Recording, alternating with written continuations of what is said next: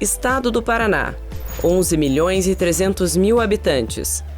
Produto Interno Bruto de 400 bilhões de reais. A quarta maior economia do país.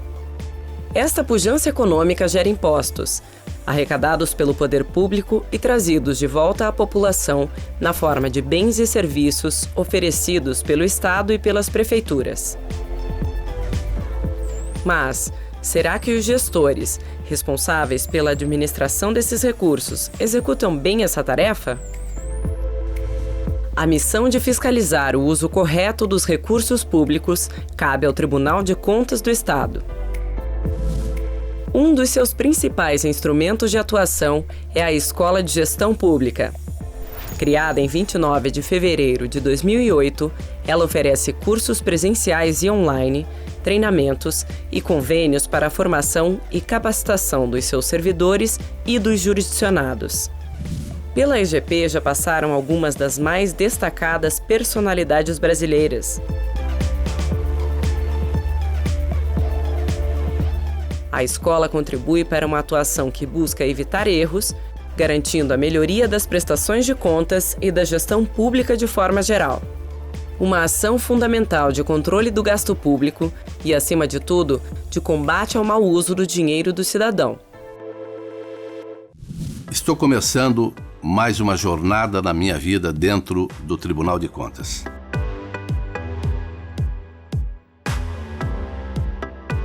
Nós vamos fazer um rigoroso trabalho de combate à corrupção. Mas não basta apenas falar combate à corrupção. Nós temos que levar a informação, levar o treinamento, que é o que nós queremos fazer permanentemente nesses 2 anos, mas combatendo o esperto. E a gente conhece realmente quando há um cidadão bem intencionado, um homem de bem, um homem de caráter, porém mal orientado, muitas vezes por uma assessoria, ou que de má fé, ou por desconhecimento, o leva para situações delicadas. Mas o esperto também, a gente conhece muitas vezes num simples olhar. Pretendo, com essa equipe, portanto, realizar um trabalho muito sério nas licitações. Principalmente, licitações de compra de medicamentos. Nós vamos fazer uma avaliação da performance do gestor. Cito o problema da coleta de lixo. Sabemos que no mundo inteiro é um problema. E aqui no estado do Paraná ou no nosso país não é diferente. Vamos procurar conhecer bem de perto os contratos do transporte coletivo, começando, volto a dizer, pelos grandes municípios.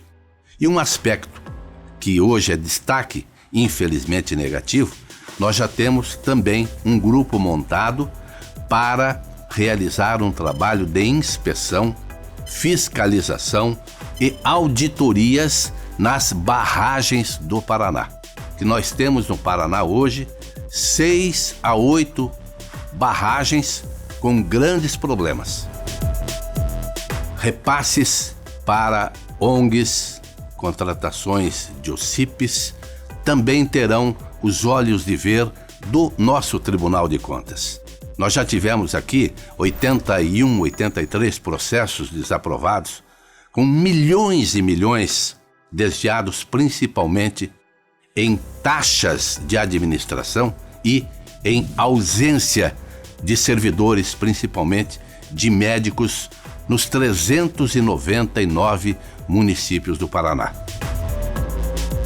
Vamos focar um trabalho de alta qualidade, de alta qualificação na Escola de Gestão Pública do nosso tribunal. Já passaram 250 mil pessoas, servidores públicos do nosso estado e até de outros estados pela nossa escola. Todas as regiões do nosso estado serão visitadas com treinamentos. Volto a insistir, a nossa equipe participando ativamente. Vamos investir muito a partir deste ano em graduação, pós-graduação, para tentar qualificar em primeiro lugar os servidores dos menores municípios. E eu diria mais, Gostaria muito que os senhores prefeitos, os senhores secretários, os senhores vereadores participassem dos eventos do tribunal.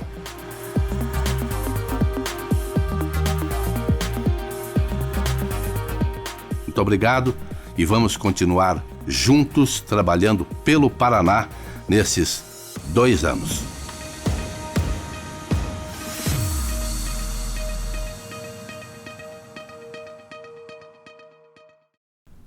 Sob a proteção de Deus, na presença do conselheiro Ivan Bonilha e Ives Chepe Linhares, do auditor Sérgio Valadares, do procurador do Ministério Público designado para a sessão Michael Richard Reiner, declaro aberta a 43ª sessão ordinária desta Câmara. Ausente o auditor Cláudio Cânia por motivo justificado. Submeto à homologação do plenário a ata de número 42, da sessão do dia 26 de novembro próximo passado. Está em discussão. Em votação, está aprovada. De acordo com o regimento interno, concedo aos membros do colegiado oportunidade para comunicações e inclusão de processos.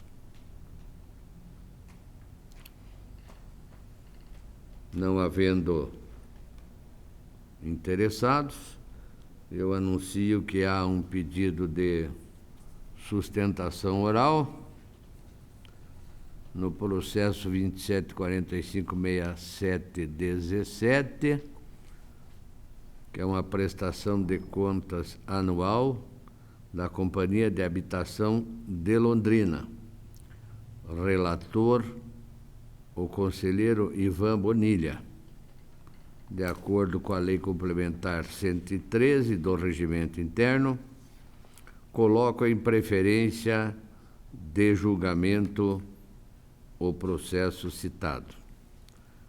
Registro a presença da doutora Juliana Strop Beleze, advogada inscrita nos quadros da OAB Paraná, número 37.045, representando o senhor Luiz Cândido de Oliveira, diretor-presidente da Companhia de Habitação de Londrina, que acompanhará o processo para, após ser dada a oportunidade, apresentar a sua sustentação oral. Vossa Excelência pode tomar o seu lugar para ouvir, inicialmente, o relator, conselheiro Ivan Bonilha, ao qual eu passo a palavra. Senhor presidente e demais integrantes desta sessão de Câmara, como já anunciado pelo presidente, o protocolo 27456717 é uma prestação de contas, Companhia de Habitação de Londrina, exercício de 2016. A receita operacional bruta para o exercício foi de R$ 35.440.000, um pouco mais.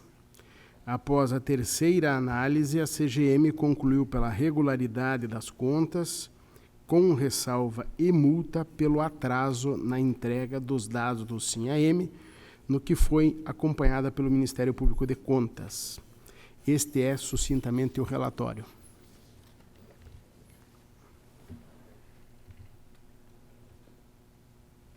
Concedo a palavra para fazer a sustentação a doutora Juliana Strop Beleze. Boa tarde, excelentíssimo senhor presidente desta segunda Câmara, Artagão de Matos Leão. Boa tarde, Ivan Bonilha, excelentíssimo relator do processo 274.567 de 2017, do Tribunal de Contas. Acerca do relatório lido pelo relator, remanesce em que pese a recomendação de aprovação das contas, remanesce a questão da multa pelo suposto, direi assim, atraso na entrega das informações ao SIM-AM. E é acerca deste atraso que venho, então, deduzir essa sustentação oral em defesa da Companhia de Habitação de Londrina. Aqui pretende dizer que, se considerada em atraso a remessa dos documentos enviados pelo SIM-AM, que a gente faça uma análise dos prazos, então, ocorridos na época, sob a luz da Portaria 99/2017 deste Egrégio Tribunal de Contas do Estado do Paraná.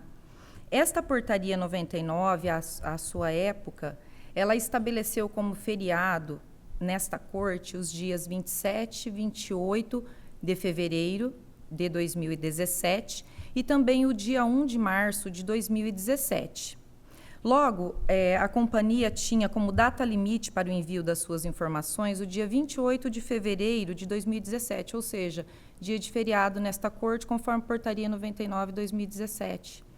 Né? Aqui, então, a companhia invoca o artigo 385 do Regimento Interno deste TCE, o seu parágrafo 2º, inciso 1º, aonde se consagra a suspensão dos prazos, né, quando não houver expediente nesta casa. Foi o que aconteceu no dia 28 e no dia 1º de março, né, ou seja, terça-feira de Carnaval e quarta-feira de cinzas, conforme colocado nos calendários. Né.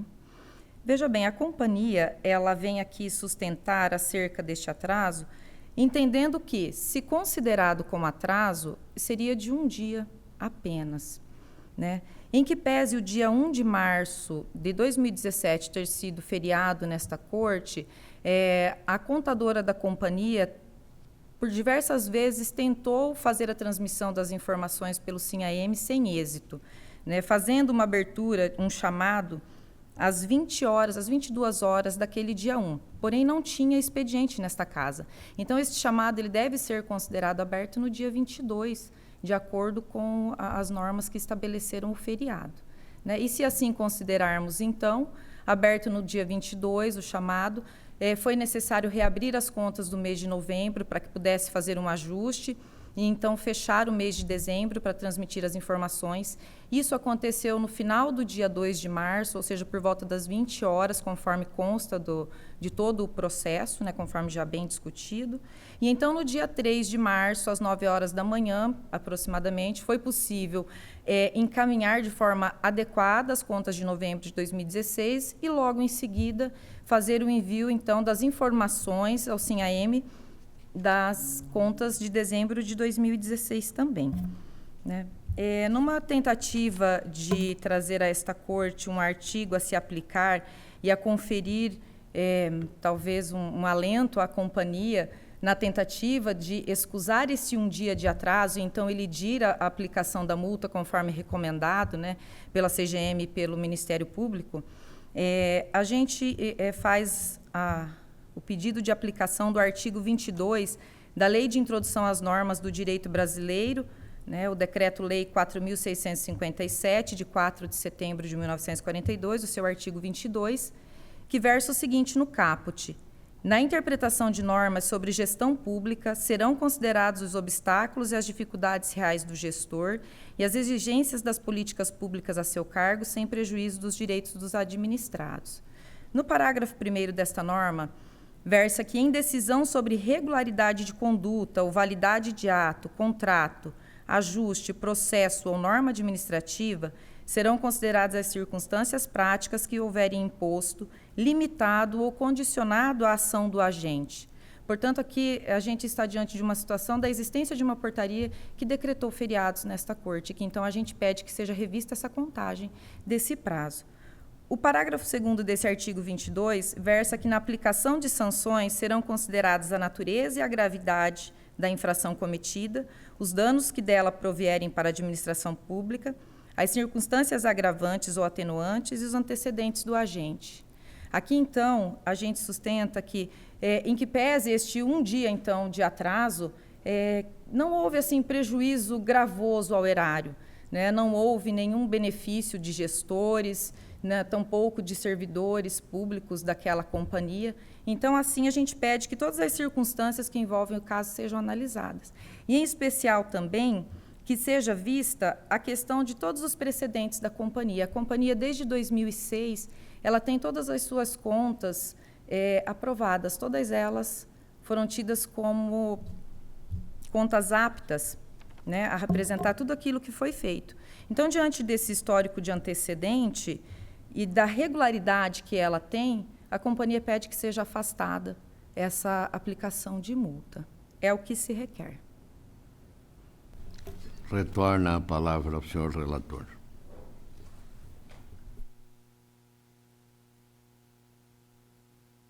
A primeira análise que a coordenadoria competente fez, ela apurou a ocorrência de 3 restrições à regularidade das contas.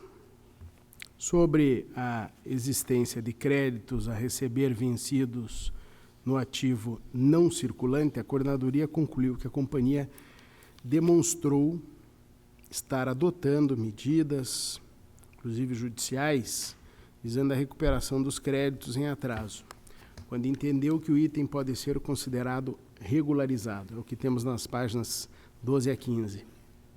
Já em relação às divergências de saldos em quaisquer das classes ou grupos do balanço patrimonial emitido pelo sistema de contabilidade da entidade e os dados que foram enviados ao SINAM, os esclarecimentos prestados pela companhia demonstram assistir-lhe razão, tendo a unidade se equivocado ao constatar as divergências que motivaram o apontamento. Deste modo, em relação a essas 2 situações, entendo que as explicações apresentadas pela entidade foram suficientes para verificar sua regularidade, não merecendo os apontamentos, conversão em ressalva, pois não tratam de falhas sanadas, mas de questionamentos que foram esclarecidos.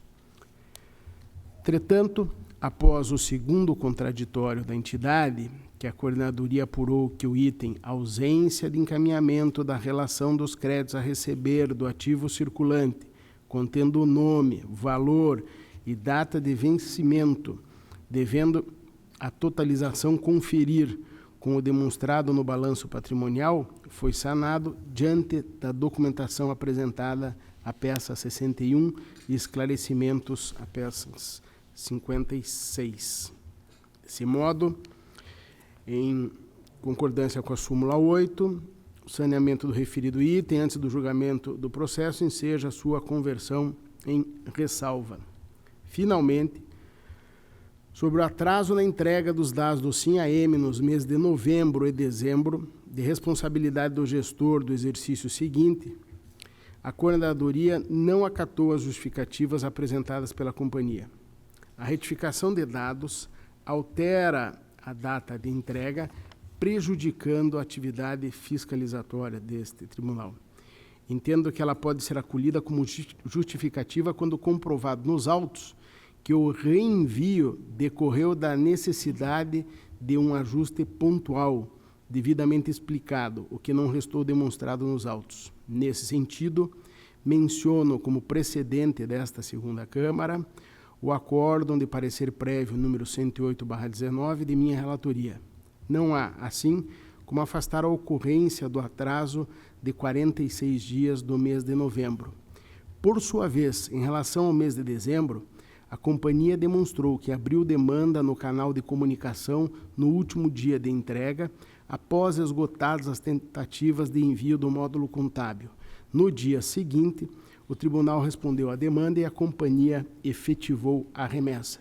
Deste modo, considerando a conduta adotada pela companhia, entendo que o atraso do mês de dezembro pode ser relevado. Entretanto, o atraso de 46 dias do mês de novembro, fundamentada a imposição de ressalva da multa administrativa do artigo 87, inciso 3, a linha B da nossa lei complementar, em face do gestor responsável.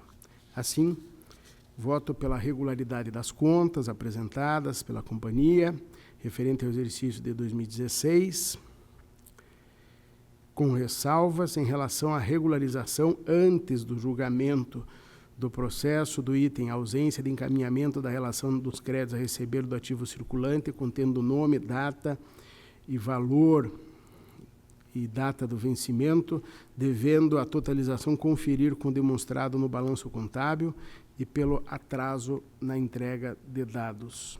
Ademais, o referido atraso enseja a aplicação de uma multa administrativa do 87.3, a linha B.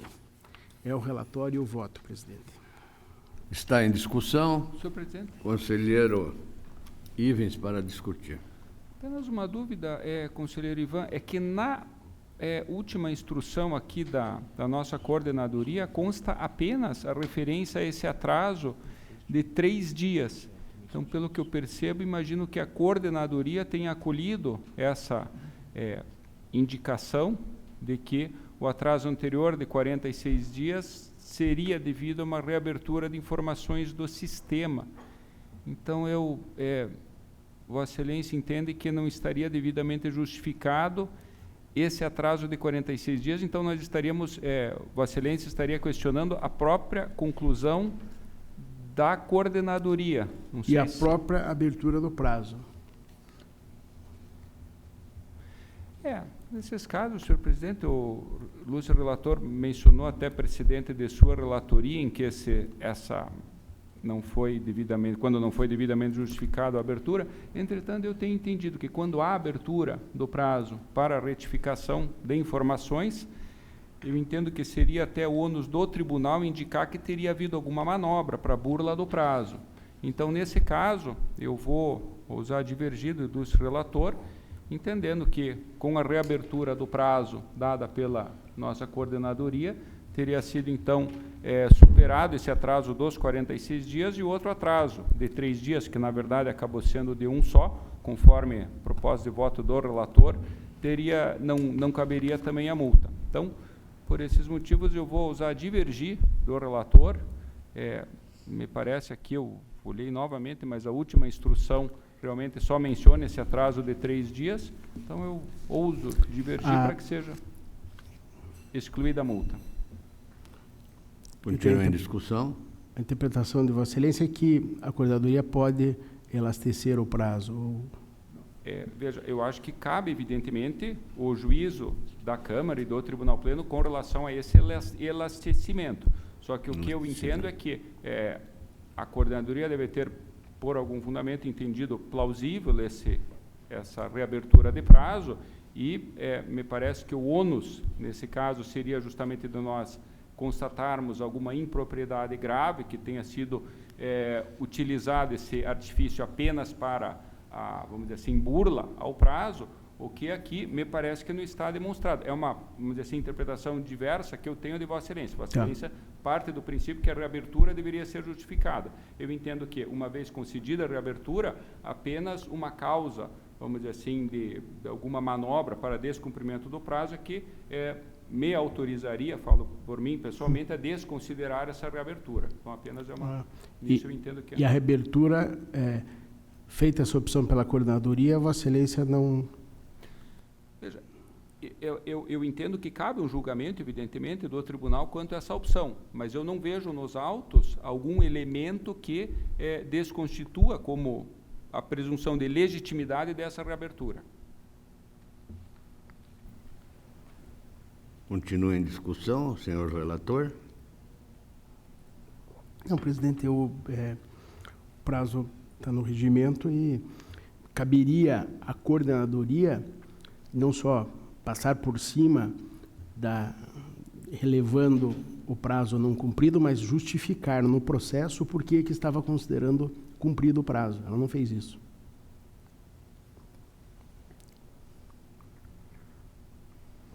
É só essa a motivação pela qual eu permaneço considerando o atraso não justificado de 46 dias e, portanto, aprovo, né, mas mantenho a multa nessa situação específica.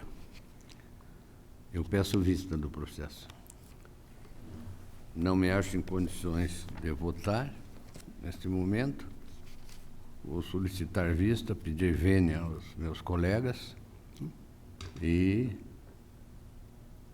com o pedido de vistas, evidentemente o processo retornará à pauta em ocasião oportuna. Agradeço a participação da doutora Juliana, que engrandeceu esse tribunal com sua presença. Muito obrigado. Eu que agradeço. Obrigada. Passo ao relato de minha pauta. Tenho ato de inativação, processo 865815, referente à aposentadoria compulsória de Manuel Sebastião Pereira, ocupante do cargo de marceneiro no quadro do município de Tibagi, concedida pelo Decreto 432, publicado em 3/12/14.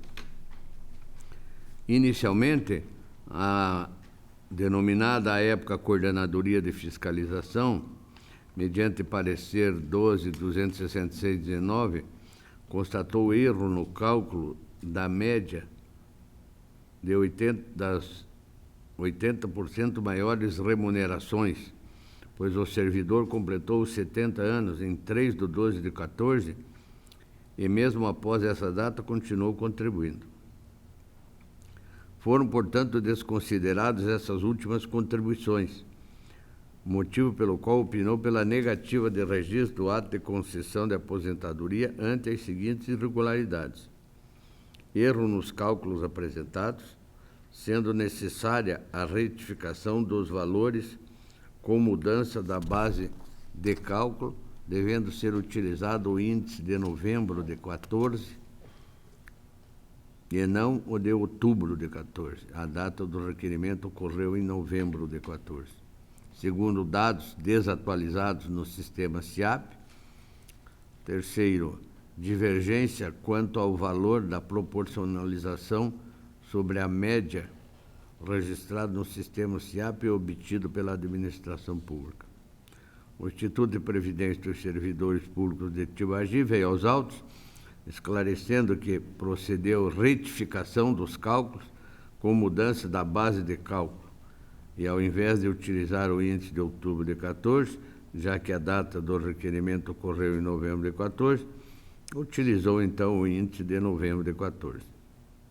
A divergência entre o valor da desproporcionalização sobre a média obtida pelo sistema SIAP, R$ 1.031,09, e o valor obtido pela administração pública, R$ 1.029,79, representou R$ 1,30. A divergência ocorre por R$ 1,30. Conclui que foi concedida a aposentadoria compulsória por idade ao servidor em questão, por meio do Decreto 660/15, publicado em 23 de outubro do 15. Por fim, aduz que retificou os dados do SIAP. A Coordenadoria de Gestão é pela negativa de registro, considerando que, embora intimado, o município apresentou defesa pelo sistema e-contas, mantendo desatualizados os dados no SIAP relativos ao ato retificador, formalizado por meio do Decreto 660/15. O Ministério Público é pelo registro do ato de aposentadoria, com expedição de determinação ao município de Tibagi, para que comprove, no prazo de 30 dias, a atualização dos dados do sistema SIAP, sob pena de aplicação de multa e impedimento de certidão liberatória. Meu voto acompanho o Ministério Público pelo registro com determinação, acrescentando multa do artigo 87.2b da Lei Complementar 113 ao gestor do município. Está em discussão. Votação aprovada.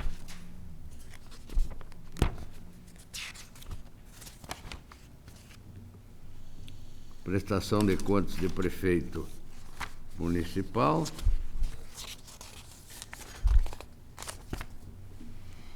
R$ 26.6408, contas do prefeito de União da Vitória, relativo ao exercício de 16, encaminhadas pelo senhor Hilton Santin Roveda, gestor do exercício seguinte.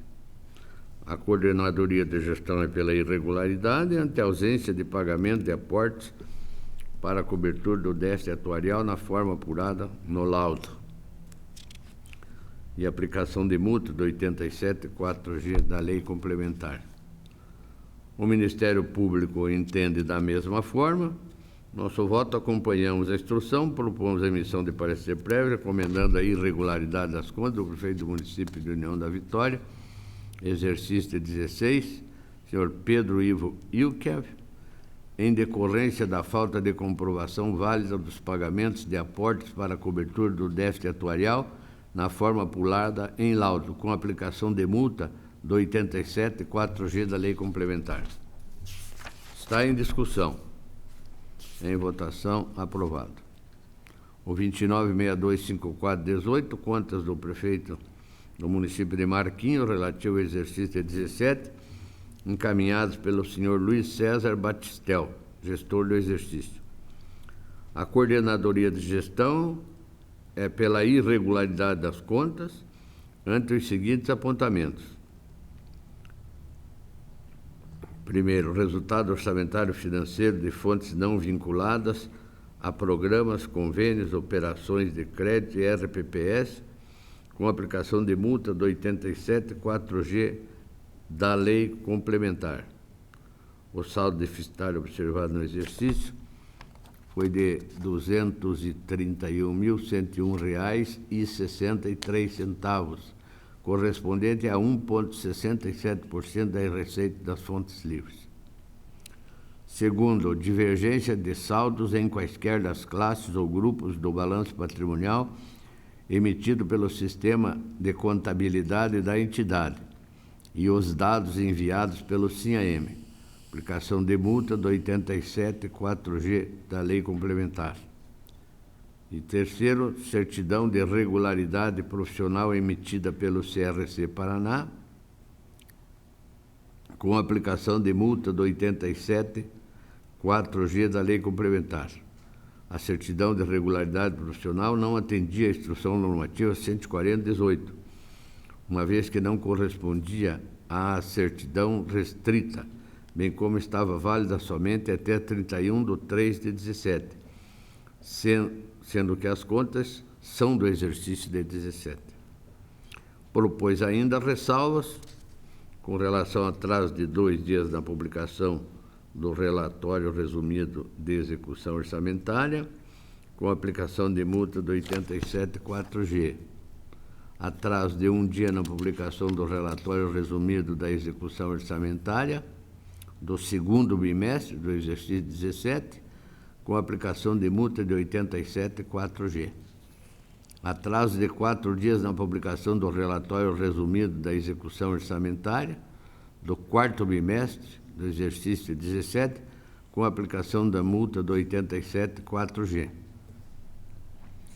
E entrega dos dados do SINAM com atraso, com aplicação de multa do 87 3B da Lei Complementar.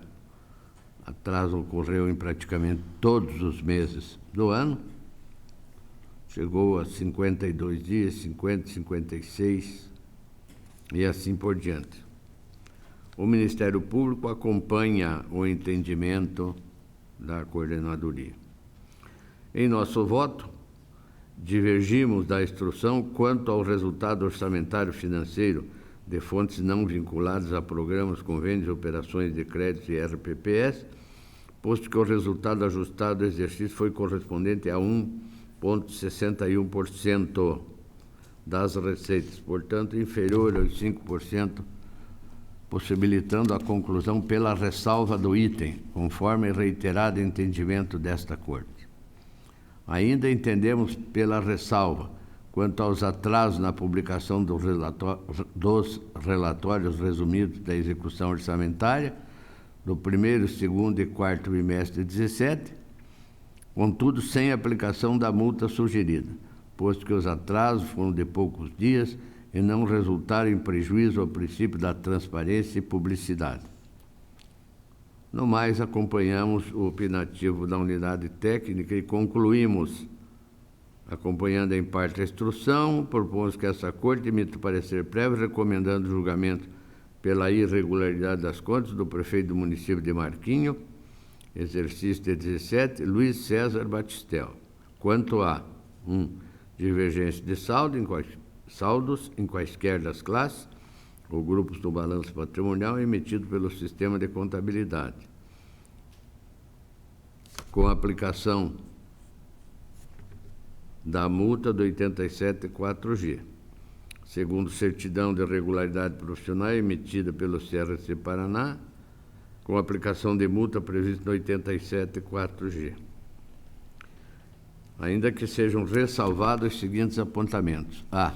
resultado orçamentário financeiro de fontes não vinculadas a programas, convênios, operações de crédito e RPPS, atraso na publicação do relatório resumido da execução orçamentária dos bimestres e entrega dos dados do SIM-AM com atraso. Neste caso, a aplicação da multa de 87.3b da Lei Complementar 113. Está em discussão. Em votação, está aprovado.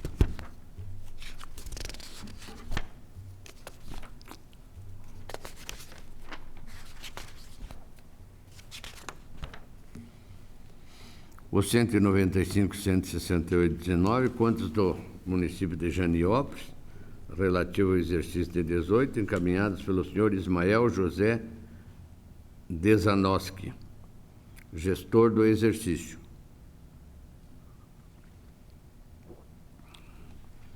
A Coordenadoria de Gestão Municipal é pela regularidade das contas, com ressalva em razão do certificado de regularidade previdenciária emitido pelo Ministério da Previdência Social, vigente na data da prestação de contas, contudo apresentado no exercício subsequente à protocolização desta prestação de contas. O Ministério Público acompanha a instrução. Nosso voto acompanhando a instrução para que esta Corte emita parecer prévio recomendando o julgamento pela regularidade das contas do prefeito municipal de Janiópolis, exercício de 18, senhor Ismael José Desanoski, com ressalva em decorrência do encaminhamento extemporâneo do certificado de regularidade previdenciária emitido pelo Ministério da Previdência Social, vigente na data da prestação de contas. Está em discussão. Em votação, está aprovado. O 1988-33/19, contas do prefeito do município de Alto Piquiri, relativo ao exercício de 18, encaminhados pelo senhor Luiz Carlos Borges Cardoso, gestor do exercício.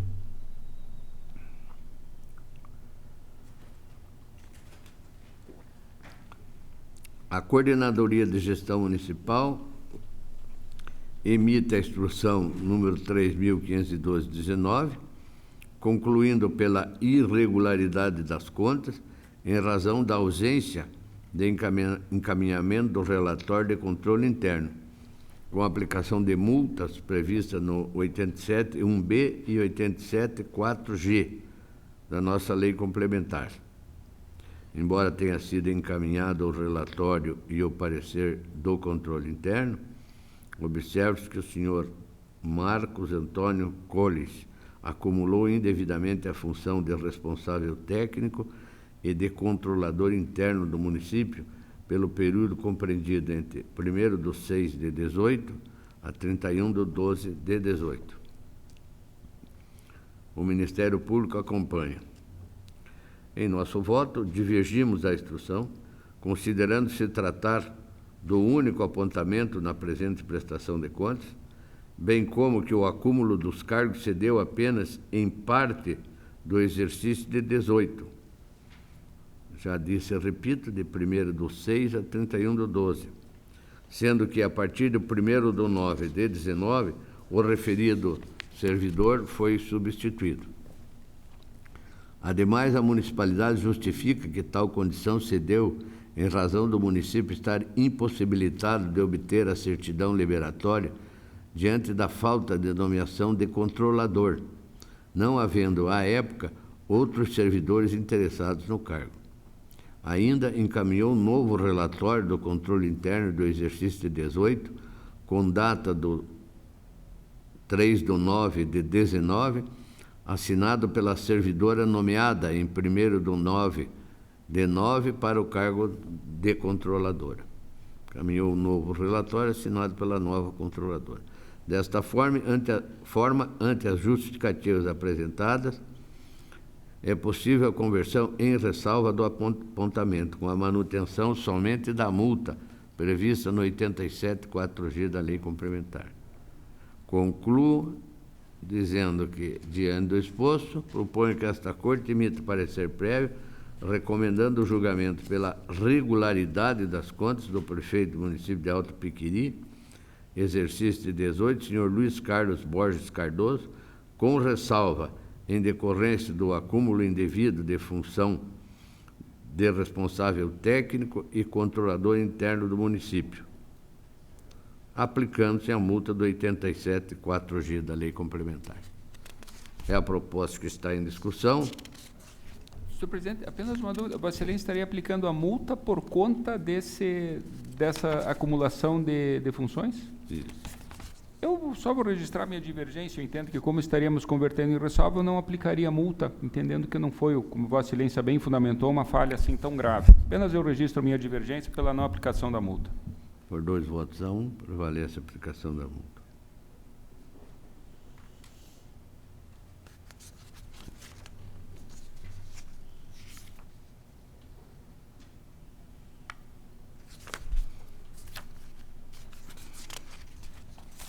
A pauta está esgotada. Eu agradeço a atenção de todos. Passo a palavra ao conselheiro Ivan.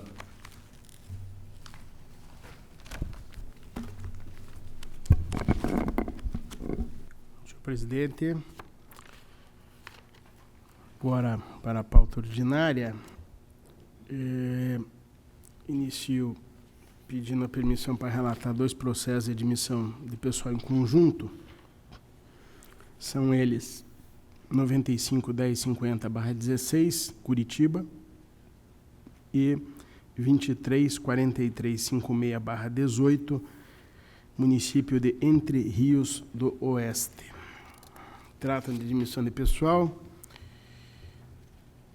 para os cargos de técnico de enfermagem, saúde pública e enfermeiro, e no caso do município de Entre Oeste, cargos de médico, pediatra e técnico de segurança do trabalho.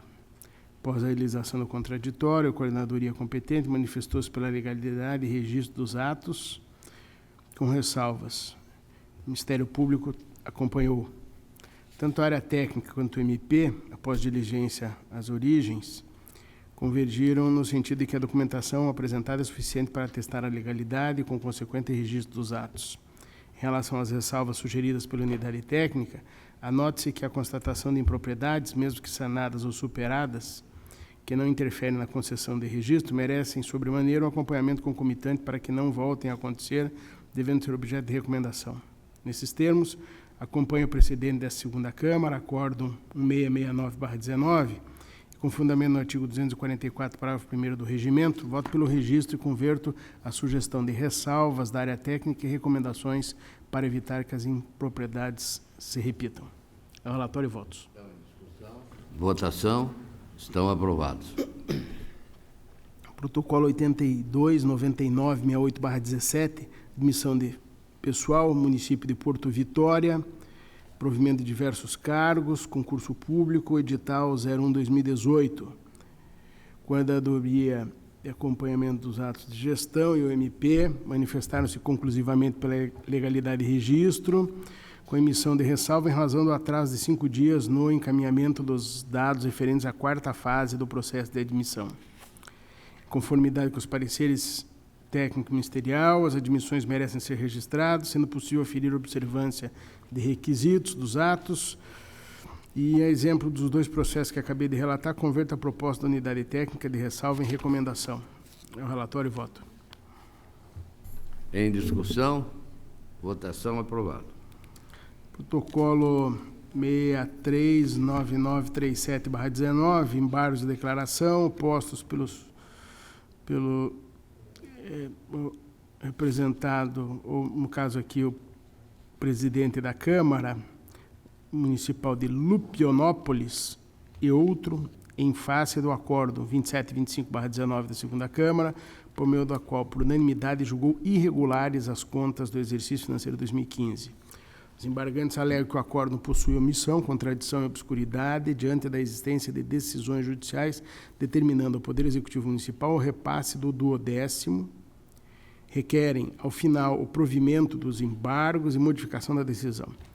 Ratifico recebendo o recurso, presentes os requisitos. No mérito, entendo não merecer acolhimento, pois, ao contrário do que alegam os recorrentes, não se vislumbra qualquer vício para tanto.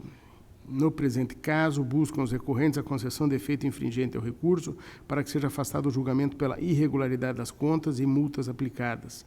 Quanto à extrapolação dos gastos da Câmara, o dispositivo constitucional estabelece o valor máximo de gastos com base na arrecadação total municipal do exercício anterior e não com base na previsão para o exercício vigente, como quer fazer crer a defesa. A alegação de que o repasse do 12º, que somente ocorreu em sua integralidade por força de decisão judicial, não interfere no valor máximo para as despesas do Poder Legislativo Municipal para o exercício em análise. Isto é determinado com base no exercício anterior, nos termos que estabelece o 29, letra A da Constituição. Assim, as alegações apresentadas nos embargos não possuem o poder de infirmar a conclusão adotada e, nos termos de reiteradas decisões pelo STJ, o julgador não está obrigado a rebater todos os argumentos apresentados pela parte. Replico, decisão do STJ, relator ministro Mauro Campbell. As considerações feitas conduzem à reanálise do mérito da decisão, não sendo a presente via adequada para essa finalidade.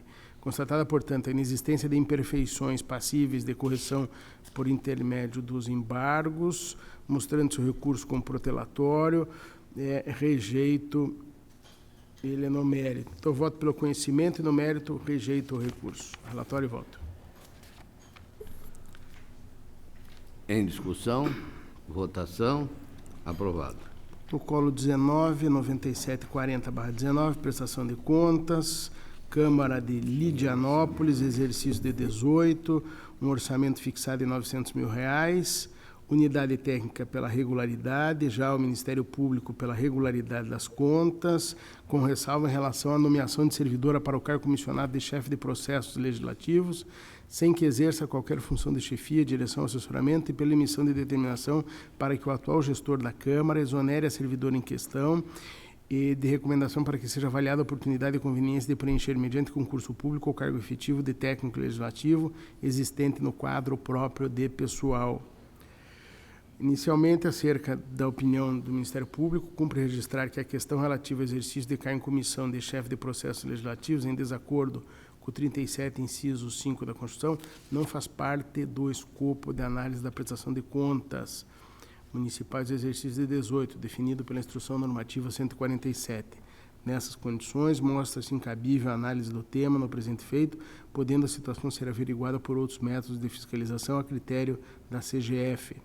Dito isto, observa-se que a análise efetuada pela unidade técnica, consoante escopo adotado para o exercício em exame, não apontou restrição à regularidade das contas. Então, meu voto é pela regularidade, remetendo-se os autos à CGF nos termos propostos. Relatório e voto. Em discussão, votação, aprovado. Protocolo 28, 2150, prestação de contas anual, consórcio intermunicipal para o desenvolvimento rural e urbano sustentável da região central do estado do Paraná, exercício de 18, orçamento R$1.220.000, CGM pela irregularidade das contas com aplicação de multas aos responsáveis. A irregularidade é pelo déficit constatado nas fontes financeiras não vinculadas.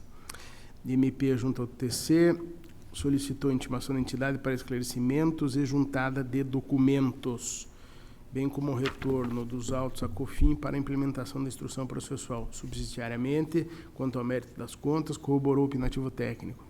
Inicialmente indefiro o pleito ministerial, pois as questões suscitadas não integram o escopo definido para análise das contas do exercício. Prosseguindo a análise, a CGM constatou o déficit orçamentário de fontes financeiras não vinculadas, um resultado deficitário de R$ 37.488, o que corresponde a 4,97% dos recursos. Sendo inferior a 5%, converto o apontamento em ressalva, em conformidade com precedentes da Corte. Quanto à irregularidade constatada no relatório do controle interno, a impropriedade foi sanada com envio de novo relatório, qual indicou que as falhas apontadas anteriormente foram corrigidas. Então, incide a súmula 8. Então, meu voto, resumindo, pela regularidade com ressalvas. Em discussão, votação, aprovado. Protocolo 239389/17, eu solicito a retirada de pauta, presidente. Está retirado de pauta a pedido do relator. Protocolo 246466/17, prestação de contas, município de Guaraci, exercício de 16, orçamento pouco mais de R$20.705.000. CGM, parecer pela irregularidade das contas, com aplicação de multas e anotação de ressalva. MP, pela regularidade, com ressalva e multa pelo atraso na entrega dos dados do SINAM. Houve remessa intempestiva dos dados em 5 oportunidades, 34, 22, 28, 12 e 19 dias. Justificativa não é suficiente para afastar apontamento, concluo, portanto, pela posição de ressalva com aplicação de multa legalmente prevista ao responsável. Quanto às despesas com publicidade institucional realizadas no primeiro semestre de 2016, em montante superior à média dos gastos no primeiro semestre dos 3 últimos anos que antecedem o pleito, com ofensa ao artigo 73 da Lei das Eleições, a unidade técnica apontou os seguintes valores. No primeiro semestre de 2013, mais de R$21.000. Primeiro semestre de 2014, mais de R$15.000. Primeiro semestre de 2015, quase R$23.000. A média seria R$19.800, quase isso. E primeiro semestre de 2016, R$25.636. Defesa alega que as despesas realizadas no primeiro semestre de 2016 não se tratam de publicidade e propaganda, e sim de anúncios de utilidade pública realizados com carro de som, uma vez que em pequenos municípios é o meio mais eficaz de se comunicar com a população. Contudo, não foi juntada a documentação que comprove a natureza do gasto nos termos alegados. A MP entendeu que os valores gastos não tiveram o potencial de afetar a igualdade de oportunidades entre os candidatos ao pleito, interpreta, portanto, que não houve afronta ao artigo 73 da Lei das Eleições. Ocorre que o dispositivo legal enquadra como irregular condutas tendentes a afetar a igualdade de oportunidades entre candidatos nos pleitos eleitorais, ou seja, não exige a consumação ou a efetivação da desigualdade. Nesse sentido, a legislação estipulou critérios objetivos tendentes a afetar a igualdade de oportunidades nas eleições. Assim, os gastos superiores a R$25.000, quando o máximo permitido seria menos de R$20.000, com extrapolação superior a 25% do limite legal, constituem suficiente motivo para configurar a irregularidade. Corrobora assim o entendimento da área técnica quanto à irregularidade no apontamento, motivo que enseja a irregularidade das contas e a aplicação de multa ao responsável. Quanto às despesas com publicidade institucional realizadas no período que antecede as eleições, exceto a publicação legal das normas, regulamentos e editais, em afronta agora ao inciso 6º, a linha B, também do artigo 73 da Lei das Eleições, a unidade técnica apontou o seguinte montante de despesas irregulares. Em agosto, R$ 5.394, em setembro, R$ 4.002. Corrobora assim o entendimento da área técnica quanto à irregularidade do apontamento, motivo que enseja irregularidade nas contas e aplicação de multa ao responsável. Então, eu voto pela emissão do parecer prévio pela irregularidade das contas, município de Guaraci, exercício de 16, com a posição de ressalvas e aplicação de multas mencionadas. Relatório e voto. Em discussão, votação aprovado. Protocolo 293731, prestação de contas, prefeito do município de Nova Aurora, exercício de 16, orçamento pouco mais de R$30.194.000. CGM, pela regularidade das contas, com ressalvas e multa, sendo acompanhada pelo MP. Houve atraso em vários meses, diria em 8 oportunidades, de abril a novembro. 2 excedendo 30 dias, outros 2 excedendo 20, outros 2 excedendo 10 dias. Considerando que o interessado não apresentou justificativa para afastar a impropriedade, o item deve ser ressalvado com aplicação de multa. No que diz respeito à divergência de saldos em quaisquer das contas, classes ou grupos do balanço patrimonial emitido pela contabilidade e os dados enviados ao CM, o responsável alegou que teria havido erro de impressão, então encaminhou novo demonstrativo juntamente com sua publicação, ressalvando o item conforme prevê a súmula 8. Então, meu voto é Parecer prévio recomendando a regularidade das contas, com ressalvas, aplicando-se a multa do 87.3b pelos envios tardios dos dados ao CIAM. É o relatório e voto. Em discussão, votação, aprovado.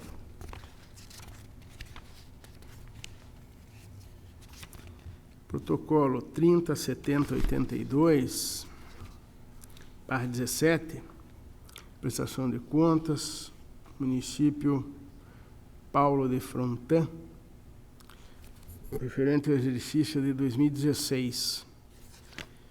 Orçamento pouco mais de 15.226.000 reais, CGM pela irregularidade com aplicação de multas, consignando ressalvas.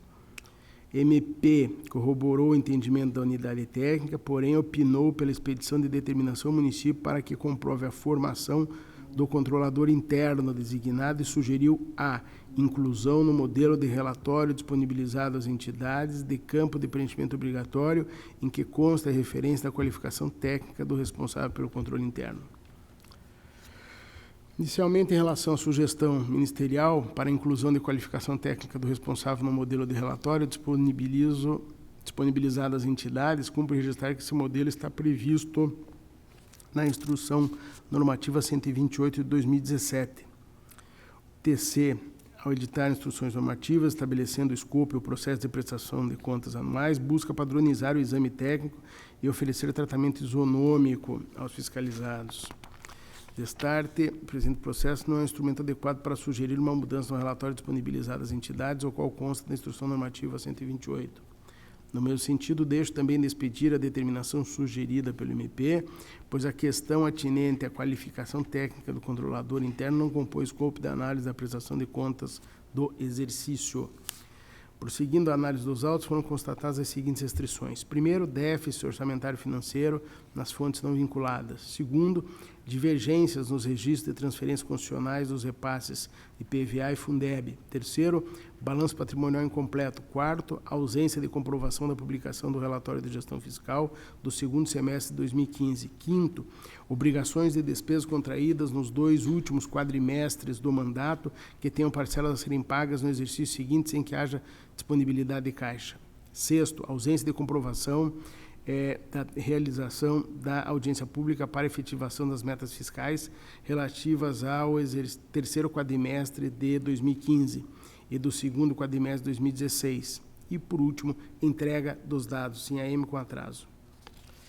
Bom, quanto ao encaminhamento do balanço patrimonial, tem-se que o documento apresentado não foi acatado, pois na sua estrutura não consta a coluna do exercício anterior, nem quadro do superávit e déficit financeiro e não está acompanhado de notas explicativas. Em sede contraditória, o interessado encaminhou um novo balanço, deste modo, em consonância com a súmula 8, a regularização do item no curso da instrução enseja a sua conversão em ressalva.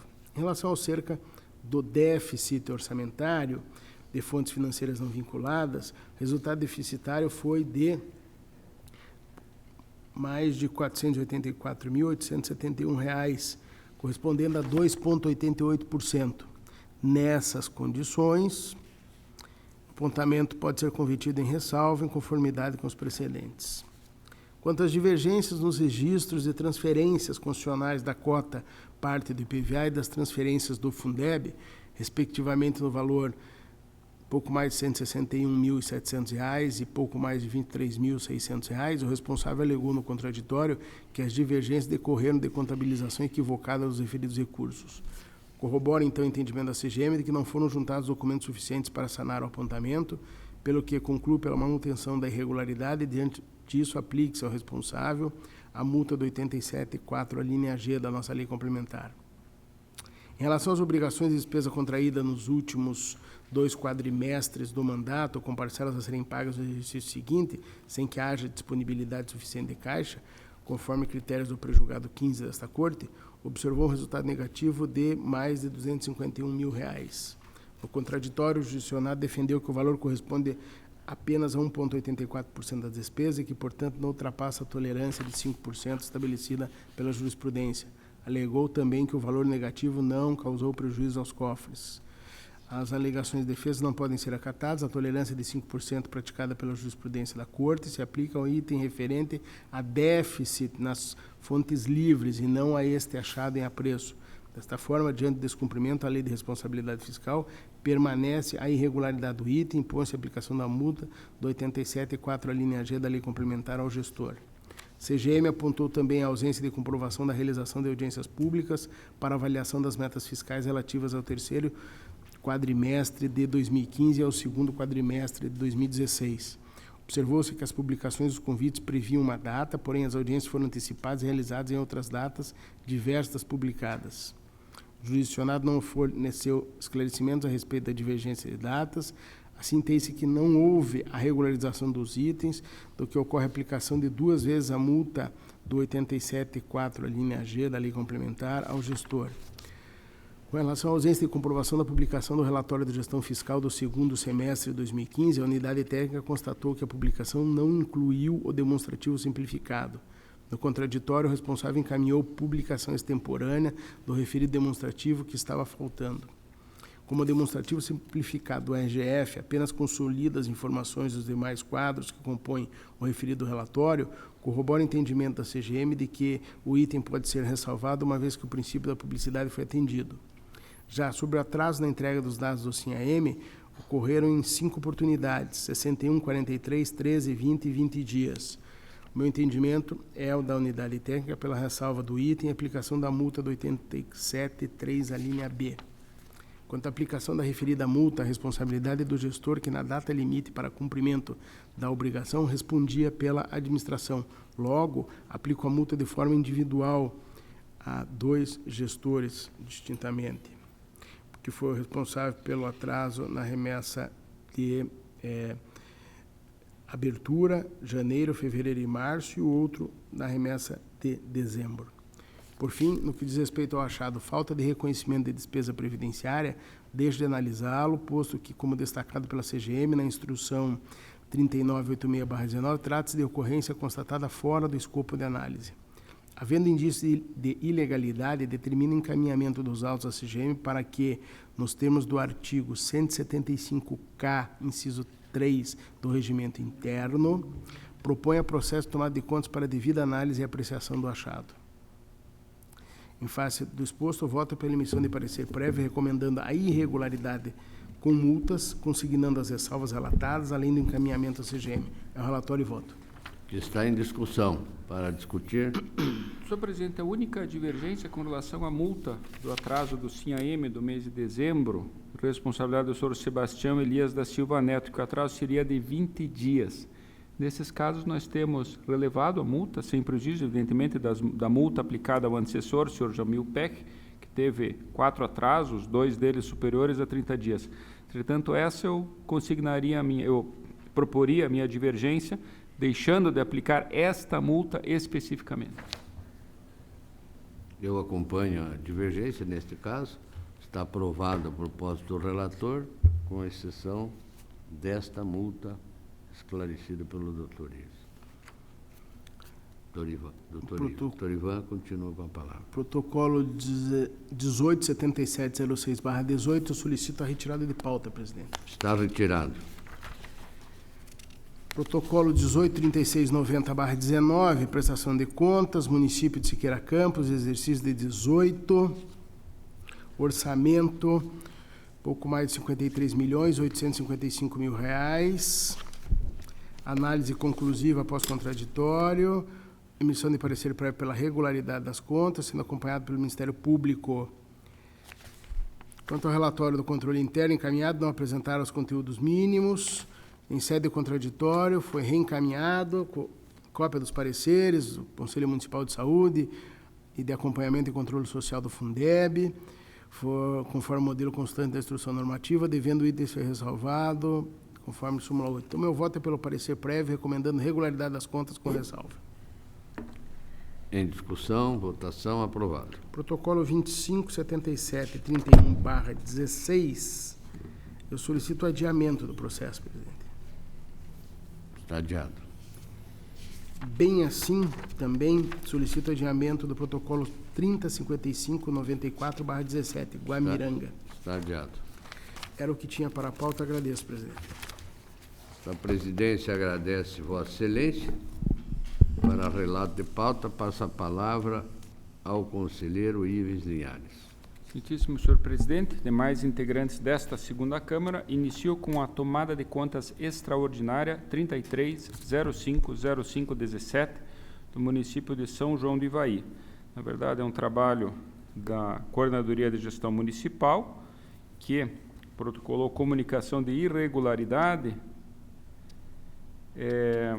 apontando como responsável o prefeito do município de São João do Ivaí, senhor Fábio Idec Miura, e a vice-prefeita, a senhora Carla Suzy Emerenciano, além dos controladores internos Samuel Benfica dos Santos e José Benedito Marçom. O período de análise foi de 2014 a 2016, referente aos subsídios percebidos pelo prefeito e pela vice-prefeita.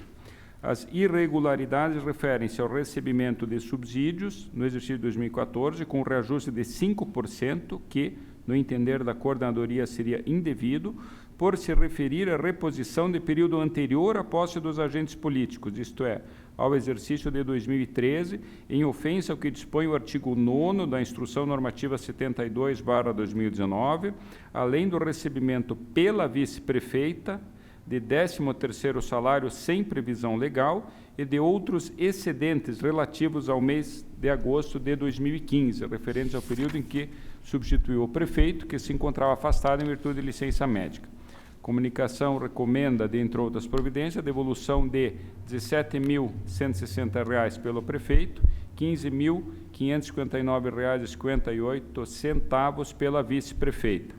Foi feita a conversão do processo em tomada de contas, disponibilizada a oportunidade de defesa, todos os responsáveis se manifestaram, a coordenadoria mantém os apontamentos de irregularidade e ainda acrescenta, além da devolução, a aplicação de multa proporcional ao dano, e o Ministério Público acompanha.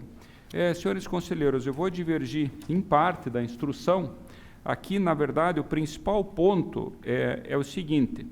Então, no exercício de 2014, teria sido concedido uma reposição de 5% que ao prefeito e à vice-prefeita, que a nossa coordenadoria entendeu indevida, com base numa instrução normativa agora de 2019, cujo artigo 9º indica que não pode ser dada reposição por período anterior à posse dos eleitos. Então, como eles tomaram posse em 1º de janeiro, aquele período anterior a que se refere essa reposição que foi concedida aos servidores municipais não seria devida. Entretanto, o que eu observo, senhores conselheiros, é que nesse caso aqui, essa justificativa me parece que não é válida, porque o ato fixatório dos subsídios é de 2008. Então, porque no exercício, e ele valeu, evidentemente, de 2009 a 2012, e em 2013 não foi fixado um novo ato de subsídios. Então, me parece, porque o que a regra busca impedir, a regra da nossa instrução normativa, é que, fixado o valor dos subsídios, que não sejam, então, no primeiro exercício, dadas reposições de períodos anteriores, porque supõe-se que, naquele ato fixado, estariam contempladas essas reposições. Só que, nesse caso aqui, na legislatura anterior, não houve ato de subsídios. Então, me parece que a reposição de 5%, que foi extensiva aos servidores municipais, não é desarrazoada. E, além do que, eu lembro que, muito embora a nossa instrução normativa diga, fale dessa proibição, estabeleça essa proibição, na verdade, o artigo 29, inciso 5º da Constituição, ele é claro ao dizer que, na verdade, aos subsídios de prefeito e vice não vige o princípio da anterioridade da legislatura, ou seja, em tese, havendo concordância da Câmara de Vereadores, poderia ter sido concedido aumento. Mas eu faço uma interpretação apenas da nossa instrução normativa, no sentido de que ela é válida quando efetivamente na legislatura anterior foi fixado um ato. Se não foi, me parece que o motivo dessa irregularidade não subsistiria. Então, eu afasto essa irregularidade. Ainda, senhores conselheiros, a indicação de valores recebidos a maior pelo prefeito e pela vice-prefeita, mas aqui são 3 situações diferentes. Em 2 delas, uma do prefeito e outra da vice-prefeita, eu verifiquei que houve o pagamento e houve o desconto. Na verdade, foram adiantamentos que foram feitos e foi comprovada a devolução. Então, eu excluo essas devoluções, à exceção de uma delas, no exercício de maio de 2016, de um valor de R$600, que efetivamente teria, aliás, perdão, é um valor de R$360 em março de 2015, que efetivamente esse valor não teria sido devolvido pelo prefeito. Então, por esse motivo, entendo que cabe a condenação e também cabe a condenação, senhores conselheiros, com relação ao pagamento de um 13º salário no valor de R$ 2.002,88 à vice-prefeita, senhora Carla Suzy Merenciano, não havendo lei que preveja. Então, nós respondemos, inclusive, consultas no tribunal, dizendo que, em face da alteração do entendimento do Supremo Tribunal Federal, é possível o pagamento de 13º salário a vereadores e aos prefeitos e vice-prefeitos, desde que haja previsão na lei. E aqui no município não havia essa previsão. Então, me parece que, efetivamente, o pagamento foi indevido. Então, a minha proposta é pela procedência parcial da comunicação, considerando irregular o recebimento de R$ 360 pelo prefeito e de R$ 2.200 pela vice-prefeita, condenando ambos à devolução dos valores e lembrando que a condenação do prefeito, em face do nosso prejulgado número 5, é solidária por ser ele o ordenador da despesa. Eu deixo de aplicar multa proporcional ao dano sugerido, entendendo que os valores não são significativos e que a devolução dos valores, no meu entender, ofereceria a devida sanção. Então, o voto é pela procedência parcial, com essa condenação mencionada. Está em discussão essa decisão do Supremo. Foi antes desse pagamento ou após esse pagamento? A decisão foi... O pagamento foi, doutor Artagão, o pagamento sem lei local, né? Ele cedeu em dezembro de 2015. Me parece que a decisão do Supremo é posterior. Posterior. Só que eu entendo que é uma decisão interpretativa, né? Que então ela entendeu, porque na verdade fez a interpretação da Constituição, entendendo que haveria essa possibilidade. Então me parece que, né, em benefício da defesa, nós poderíamos utilizar. Só que eu entendo que a irregularidade aqui subsiste pelo fato de que, porque antes o tribunal considerava irregular esses pagamentos. A partir dessa decisão do Supremo, eu me lembro que houve várias consultas, inclusive a da Câmara Municipal de Curitiba, em que nós respondemos, reconhecendo, evidentemente, a decisão do Supremo, que permite o pagamento, mas condicionando a existência de lei. Então, e antes dessa decisão, o tribunal entendia como vedado esse pagamento de 13º salário. Então, fazendo uma ponderação das duas decisões, dessas duas orientações, de qualquer forma, na época em que foi pago, em 2015, havia a orientação do tribunal de que isso não era possível. Depois, mesmo com a regulamentação na consulta, continuou não estando suprida a condição de previsão em lei.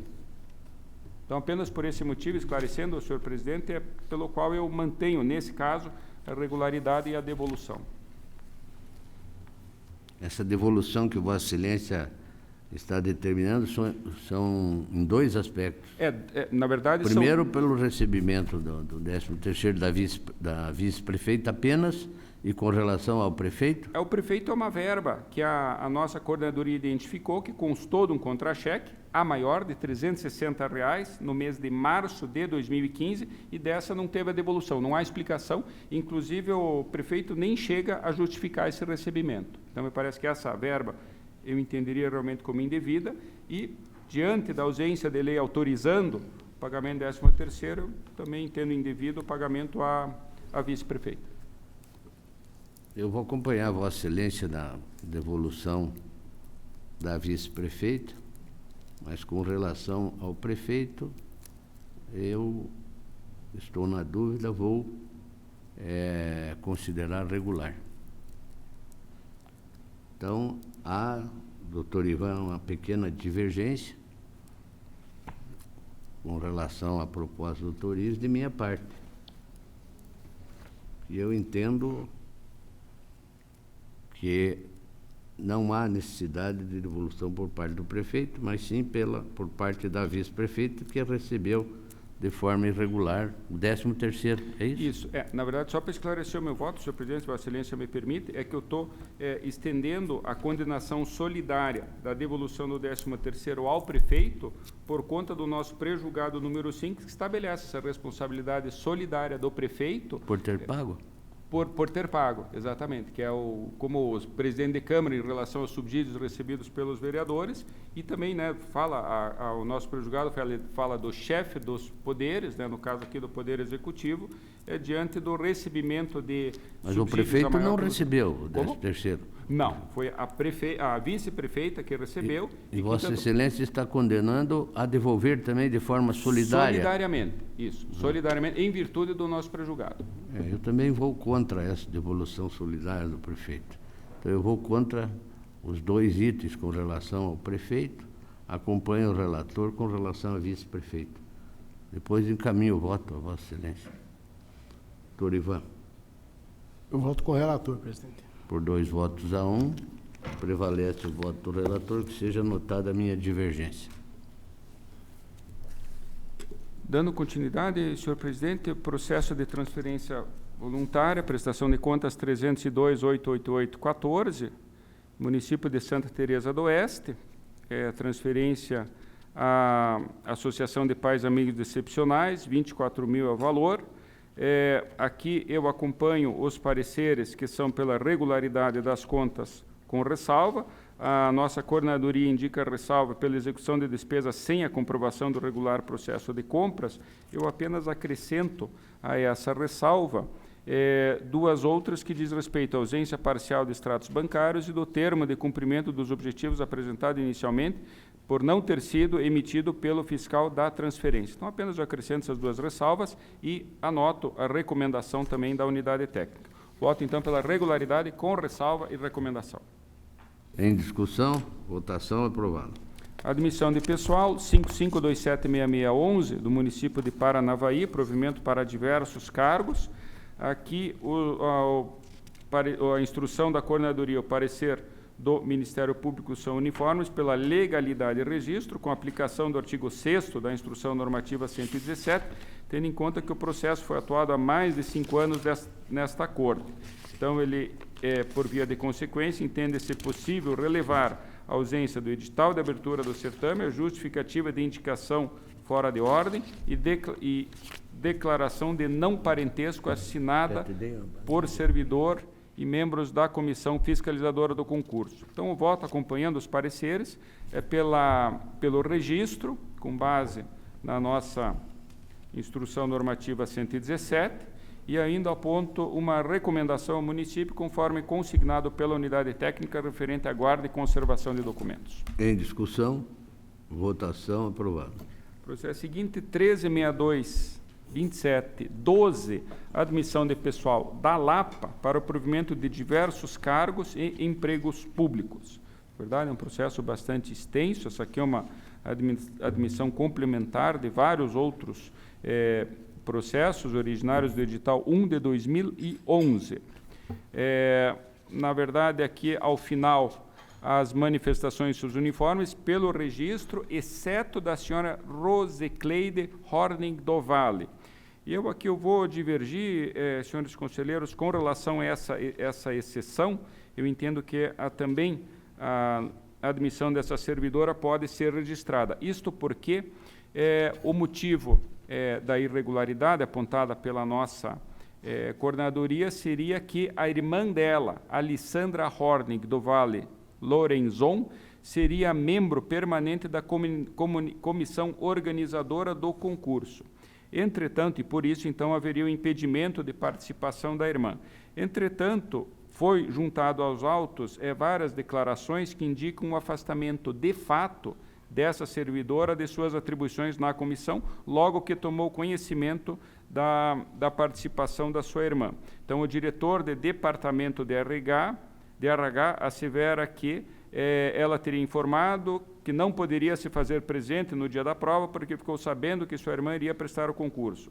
O presidente da comissão organizadora do concurso, senhora Hildegard Weiss Serra, disse que a servidora Alessandra não teve nenhuma participação efetiva antes, durante e após a realização do concurso.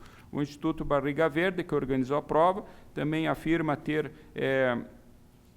tomado todas as providências necessárias para garantir a lisura e segurança do certame, e foi ele que aplicou, corrigiu e deu andamento ao concurso. A diretoria do Departamento de Recursos Humanos também diz que não houve assinatura de nenhum ato por parte da referida servidora, e o prefeito municipal, à época, também confirma esse afastamento. Então, somadas todas essas circunstâncias, considerando que efetivamente teria havido o afastamento de fato da servidora, e baseando-me na orientação desse tribunal, no sentido de que, quando essa participação não tem nenhuma interferência no concurso em si, e quando não há nenhuma outra irregularidade no certame, como é o caso aqui, a falha pode ser relevada.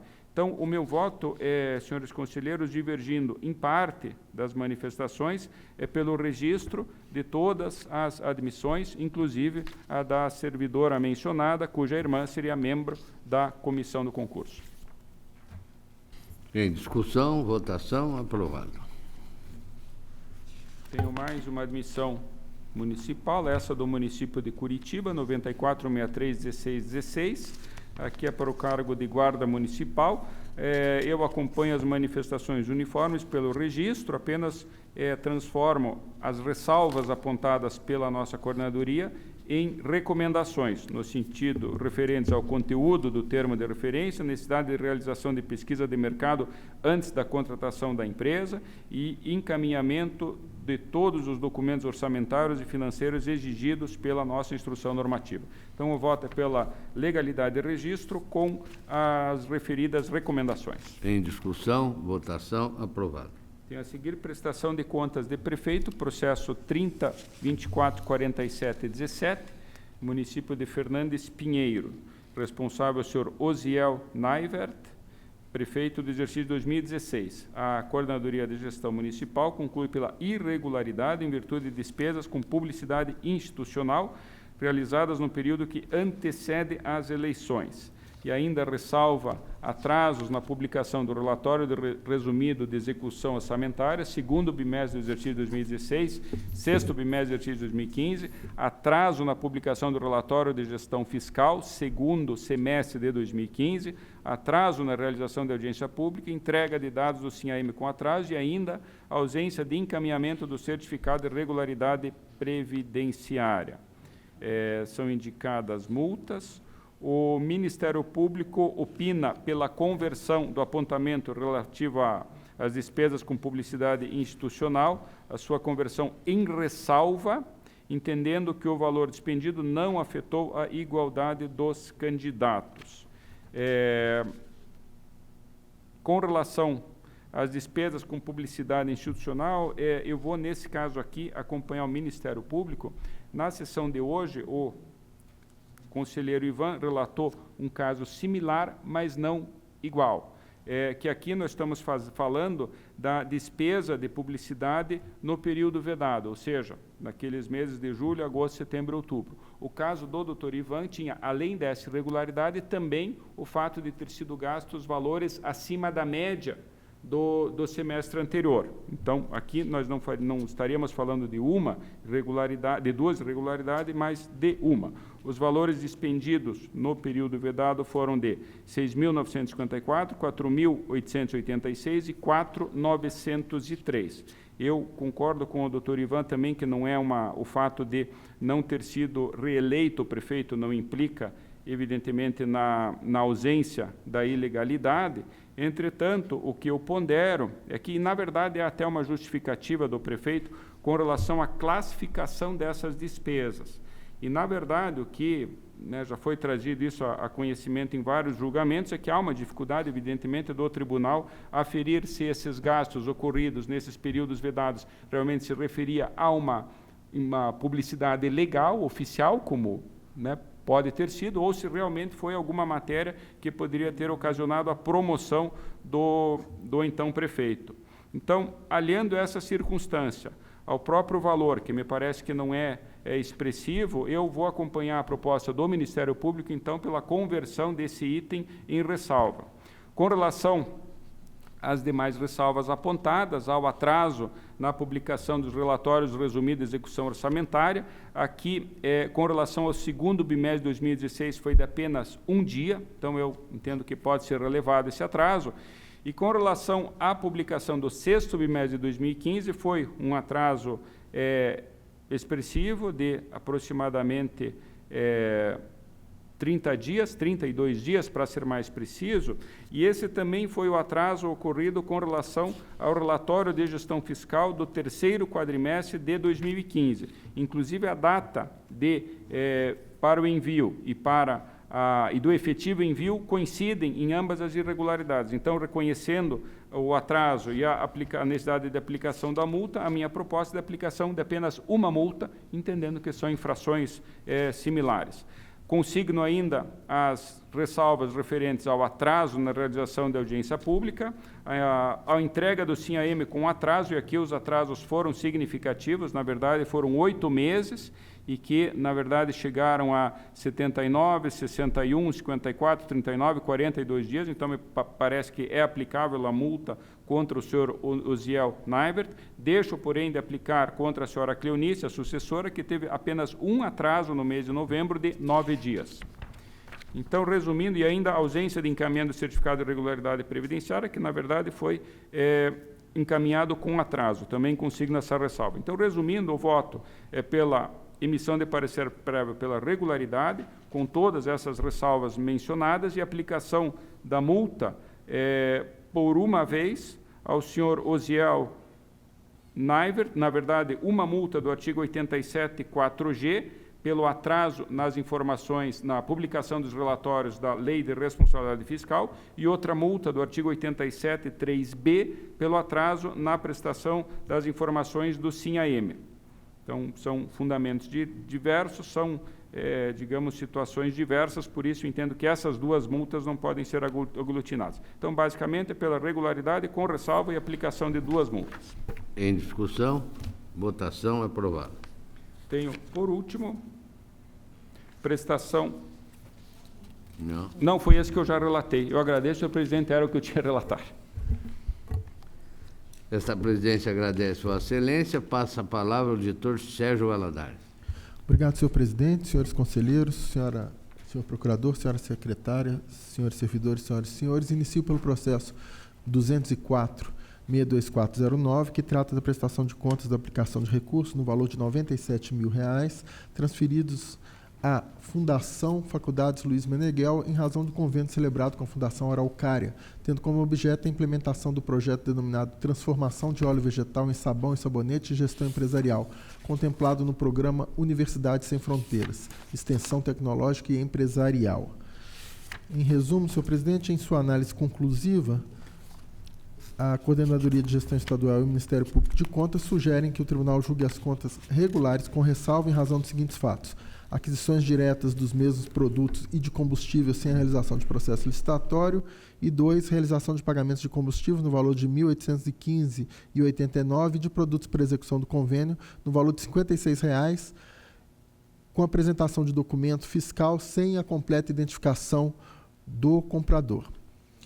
Eu analiso cada uma delas, verifico que, a despeito da existência de várias despesas intituladas como aquisição de materiais para execução de projetos, não necessariamente versam sobre o mesmo produto. A título exemplificativo, a despesa indicada no item 25 do formulário DAT, constante a página 10 da peça 2 de processo anexado, foi adquirida no fornecedor J. Santos Neto Papelaria Limitada, portanto uma papelaria. Já o item 40 diz respeito à despesa efetuada junto ao fornecedor General Chemicals do Brasil Limitada, que comercializa fertilizantes. Há diversos itens relacionados pela unidade técnica como despesas que exigiriam submissão à licitação por serem gastos reiterados. Entretanto, provavelmente foram adquiridos uma única vez. É o caso da confecção de folder no valor de R$ 60,00, aludida no item 42 da planilha DAT constante da peça tal, página 13, da aquisição de máquina digital no valor de R$ 615, e assim por diante, senhor presidente, de tal forma que considero que não está bem caracterizada a irregular dispensa de licitação, uma vez que os objetos de compra são distintos. Então, afasto essa falha como ressalva, mas mantenho, entretanto, aquela outra relacionada à completa discriminação do comprador nos documentos fiscais, pela regularidade com a ressalva mencionada. Em discussão, votação, aprovado. Processo 764-540-12, aposentadoria da senhora Joeci Elke Santi Matos, auditora fiscal no Estado do Paraná, matéria já consolidada por esse tribunal. O Ministério Público posiciona-se pela negativa de registro, tendo em vista ação direta de inconstitucionalidade e por possível ascensão funcional. Cito aqui os precedentes e matéria pacífica pela legalidade de registro. Discussão, votação, aprovado. Processo 14865912, admissão em diversos cargos públicos dos aprovados no teste seletivo promovido pelo município de Mariópolis, conforme edital 1/2011, página 5, de 133 a 145 da peça 2. A manifestação da unidade técnica é pela legalidade de registro, com as seguintes recomendações. O Ministério Público de Contas, pelo parecer 42818, peça 28, propôs o registro das admissões com aplicação da multa prevista no 87.4G da Lei Complementar 113/2005, em razão da ausência de reserva de vagas a portadores de deficiência, a pessoas com deficiência, sem prejuízo da expedição das seguintes recomendações a serem atendidas nos futuros certames: divulgação do concurso no site do município, publicação do edital que contém ao menos 10 dias, que preveja ao menos 10 dias publicação que ocorra pelo menos 10 dias antes da abertura das inscrições, a possibilidade de impugnação ou interposição de recursos que deve ser franqueada por meio dos correios ou internet, e quarto, reserva de vagas a pessoas com deficiência no percentual mínimo de 5%, garantindo seu arredondamento ao primeiro número inteiro subsequente, caso a aplicação do percentual resista em número fracionado, desde que respeitado o limite máximo de 20% das vagas. Eu acompanho no mérito as manifestações pela legalidade de registro, deixo de propor a multa em razão da falta de previsão de vagas para deficientes, entendendo que não está demonstrada má-fé e entendendo que há precedentes desse tribunal nesse sentido. Cito o acórdão 523416 da segunda Câmara. Em suma, pela legalidade de registro, com as determinações relacionadas, mencionadas já, conforme o Ministério Público. Em discussão, votação, aprovado. Processo 577-667-17, contratação por prazo determinado com vigência de duração de 6 meses, prorrogáveis até 2 anos, de uma série de selecionados, professores aprovados no teste seletivo disciplinado pelo edital 1 de 2017, promovido pelo município de Cafelândia. Após o exame das 4 fases que compõem o processo de admissão e da análise das manifestações encaminhadas pelo município, a Coordenadoria de Acompanhamento de Atos de Gestão aponta as seguintes inconsistências: 1. Estipulação de prazo exíguo para inscrição. 2. Inscrição apenas presencial, sem possibilidade de inscrição pela internet. A unidade técnica sugere o registro das contratações com expedição ao município de Cafelândia para que, nos próximos certames, conceda prazo de inscrição de ao menos 15 dias contados da última publicação do edital e possibilite a inscrição de candidatos pela internet. O Ministério Público corrobora o opinativo da unidade técnica. De fato, eu destaco que foram oferecidos apenas 3 dias para a realização de inscrições. No entanto, ficou demonstrado um número significativo de inscritos, de tal forma que eu acompanho as manifestações, no sentido que o tribunal considera legal e determina o registro, e determina ao município de Cafelândia que nos próximos certames para a seleção de pessoal estabeleça prazo razoável para inscrições, sugerindo-se um mínimo de 15 dias após a última publicação do edital, e que preveja a possibilidade de inscrições por meio da internet. Em discussão, votação, aprovado. Processo 798-14418, embargos de declaração interposto pelo senhor Paulo Afonso Schmidt, presidente do Fundo de Urbanização de Curitiba, em face de acórdão 11189, primeira Câmara, pelo qual esse tribunal aprovou parcialmente o relatório decorrente de inspeção realizada pela entidade.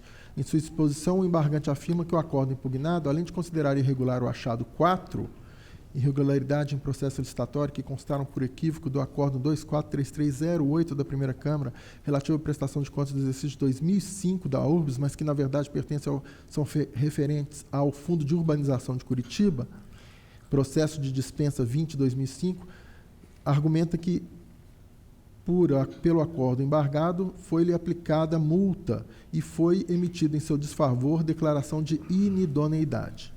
Segundo o responsável, a decisão embargada não tratou da argumentação da defesa, no sentido de que a renovação contratual do serviço de bilhetagem eletrônica obedeceu a preços de mercado, o que demonstraria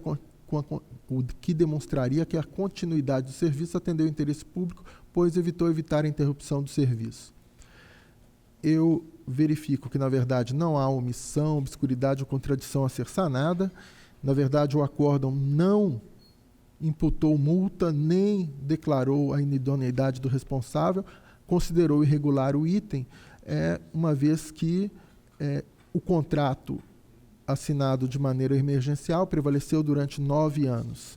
Também não se aplica o artigo 22 da Lei de Introdução às Normas do Direito Brasileiro, que prevê na aplicação de sanções serão consideradas a natureza e a gravidade da infração cometida, uma vez que não foi imputada multa, nem foi declarada a sua inidoneidade, mas apenas considerado irregular esse contrato por falta de licitação. Então, pelo conhecimento dos embargos e desprovimento. Em discussão, votação, aprovado. 3920319, embargos de declaração com pedido de efeitos modificativos, oposto pela senhora Jandira Lima dos Santos, agente de telemarketing da Sercontel Contact Center. Pela decisão embargada, o tribunal, constatando que a servidora recebe proventos relativos à aposentadoria em cargo de professora, percepção não acumulável com a remuneração proveniente do trabalho na Sercontel Contact Center S.A., já que o cargo de agente de telemarketing não apresenta natureza técnica ou científica, determinou sua notificação para que exercesse direito de opção ou perceber seus proventos como professora no município de Ibiporã, sem poder receber salário da Sercontel Contact Center, ou pela suspensão dos pagamentos de tais proventos para receber seu salário como agente de telemarketing da Sercontel Contact Center, demonstrando essa suspensão. A embargante alegou em síntese que não foi citada para se manifestar sobre a acumulação em questão, já que as comunicações foram feitas apenas à Companhia Nacional de Call Center e à Sercontel Contact Center. Argumentou que o fato constitui manifesta violação do seu direito ao contraditório e à sua defesa, especialmente porque a decisão acabou sendo-lhe desfavorável e que houve omissão do tribunal ao não se pronunciar sobre esse vício processual na ocasião em que se manifestou. Requereu, por fim, efeitos modificativos para que seja declarada a nulidade de todos os atos processuais praticados após despacho 2593/2013, a peça 36, que foi, segundo a embargante, o momento em que deveria ter sido realizada a sua citação. Primeiramente conhecidos os embargos, conforme peça 70, entendendo que haveria efeitos modificativos, determinei a tramitação do feito. Conforme já consignei a oportunidade anterior, peça 70, a questão suscitada pelo embargante remete ao artigo 1022, inciso 2º do Código de Processo Civil, que prevê o cabimento de embargo de declaração quando o julgador deixa de se pronunciar sobre a matéria que deveria ter sido resolvida de ofício. Cito dispositivo, cito doutrina, para entender, no final, senhor presidente, que houve um gravame a um direito básico da servidora, que é uma professora com salários limitados, e que deveria sim, e é o procedimento que adoto, em respeito até à súmula vinculante número 3 do Supremo Tribunal Federal, entendo, portanto, que deva ser conhecido e providos os embargos para se reconhecer a nulidade em relação a essas duas professoras, mantendo-se que negou o acórdão embargado, negou o registro a admissão dessas duas professoras e manteve o registro das demais. Então, proponho que seja dado provimento a fim de tornar insubsistentes os itens 1 e 2 da parte dispositiva do acórdão, após o trânsito em julgado, encaminha os autos à diretoria de protocolo para que proceda pela via postal a citação das senhoras para que possam exercer o direito de defesa. Conselheiro Ivens, eu entendo que a posição do tribunal é um pouco diferente. O tribunal reconhece a elas o direito de recorrer, mas não reconhece o direito de ser ouvida antes. Eu tenho uma posição diferente na interpretação da súmula vinculante, mas sei que não é essa a posição do tribunal, porque eu acho até me parece contraditório o tribunal reconhecer o direito, a legitimidade da parte para recorrer e não reconhecer o direito que ela seja ouvida antes. Mas conheço a posição do tribunal. Senhor presidente? Para discutir, Vossa Excelência tem a palavra. Na verdade, o doutor Sérgio até já antecipou a minha preocupação justamente com o nosso prejulgado, mas eu acho que cada caso é um caso. Se Vossa Excelência não se opuser, o relator, eu solicitaria a vista do processo. Perfeitamente. Vista concedida a Vossa Excelência. Obrigado, senhor presidente. Foi um caso até em que houve pedido de vista de todos os membros, porque entendendo exatamente a dificuldade das professoras com salário baixo, mas não conseguimos caracterizar o serviço de telemarketing como atividade técnica que permitiria o acúmulo nos termos da Constituição. Eu agradeço, então, o pedido de vista de Vossa Excelência. Senhor presidente, passa ao processo seguinte. 236-677-18, prestação de contas do senhor Dino Atos Schrute, presidente da Companhia de Habitação de Ponta Grossa, em 2017.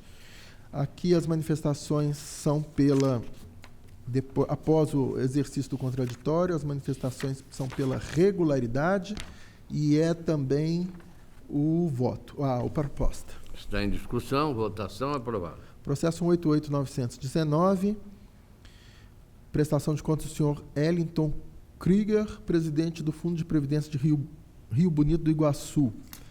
As manifestações após as justificativas são pela regularidade das contas e também a proposta do relator. Em discussão, votação aprovada. Processo 194-978-19, também aqui foram apontados inicialmente as seguintes falhas: divergência de saldos em classes do balanço patrimonial emitido pela contabilidade da entidade e os dados enviados ao sistema informatizado desse tribunal, SIM-AP, além de identificar divergências, SIM-AM, Sistema de Informações Municipais, acompanhamento mensal, SIM-AM, além de identificar as divergências dos itens que compõem o balanço patrimonial entre os valores consignados na contabilidade e o montante constante do sistema. A ausência de encaminhamento do certificado de regularidade previdenciária vigente na data da prestação de contas. Quanto à ausência de certificado de regularidade previdenciária, informou que o município de Doutor Ulisses repassou com atraso contribuições previdenciárias, taxas de administração e valores de parcelamento. Acrescentou que periodicamente foram encaminhados ofícios ao prefeito alertando quanto ao fato. Colacionou tais documentos junto à sua manifestação. Conclusivamente, após análise dos justificativos apresentados pelo responsável, a Unidade Técnica e o Ministério Público de Contas entenderam como superada a falha pertinente à divergência apontada no balanço patrimonial. Contudo, sugeriram de maneira uniforme que o tribunal julgue irregulares as contas em razão da falta de apresentação do certificado de regularidade previdenciária, além de sugerir que lhe sejam aplicadas as multas previstas no 87.1b da Lei Complementar Estadual 103/2005, em razão de falta de encaminhamento de documento solicitado, e do artigo 87.4g do mesmo diploma, em face da não comprovação de cumprimento dos critérios e exigências definidos na Lei Federal 97.1798, esse o relatório. Na proposta, eu consigo, no que se refere a única inconsistência remanescente, referente ao certificado de regularidade previdenciária, o gestor esclareceu que o documento não pode ser emitido em virtude de descumprimento de obrigação por parte do município. Os ofícios encaminhados pela entidade ao prefeito municipal comprovam que foram enviados esforços para que a inconsistência fosse regularizada,